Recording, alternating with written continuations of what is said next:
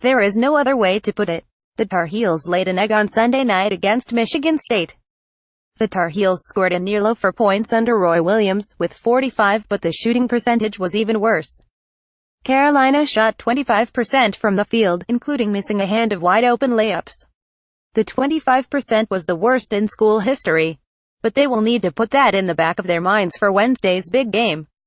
They have Michigan coming to town, a tournament team last year, who is certainly capable of competing with the Heels.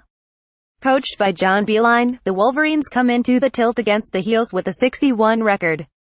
Their best win is against VCU, which came in Maui last week. They took out the Rams 6,860. Their only loss comes to LSU, which they lost 7,775 in Maui. The rest of their games have been against typical early-season opponents, but the Wolverines have still handled their business in those games. Michigan should be a tournament team again this year, so this will be a good chance for the Heels to get a win over another NCAA tournament team. One Michigan player too, Moritz Wagner, was an interesting prospect to NBA scouts last year, but he decided to come back to school. He is Michigan's best player in the sense that he can do the most for the Wolverines. Wagner is a 6'11" junior forward from Germany, but he has a polished outside game, something that has become normal for foreign players. Wagner is shooting 37% from three this season, and 55% from the field. He is the second leading scorer on the team, just behind Charles Matthews. The German big man is also a solid rebounder, something that could give the Heels some issues. As we saw against Michigan State, the Spartans' big men gave the Tar Heels all they wanted on Sunday. Wagner will likely match up with Luke May, which should be a treat too. The two are very similar players, except Wagner is a little bit taller. If the Tar Heel front court can neutralize Wagner, it should make Wednesday night a little bit easier for the Heels. One UNC player too, Joel Berry, has been a little bit inconsistent so far this season. You might be able to chalk it up to rust, but despite coming off of injury, the points production has been there. The Heels just cannot find a way to get him to score efficiently.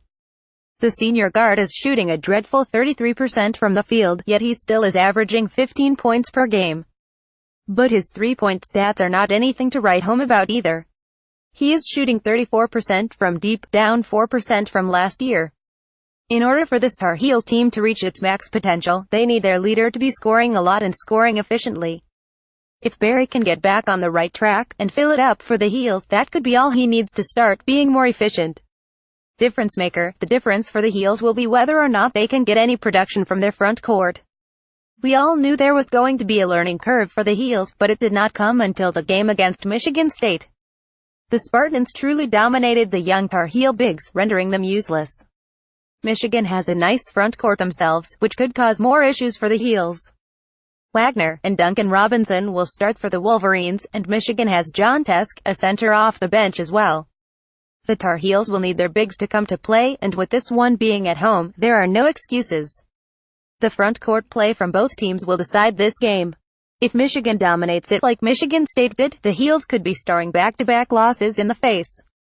What you need to know: what? North Carolina 5-1-0-0, ACC versus Michigan 61-0-0, Big 1-0 WHEN, Wednesday, November 29, 2017 at 7:30 p.m.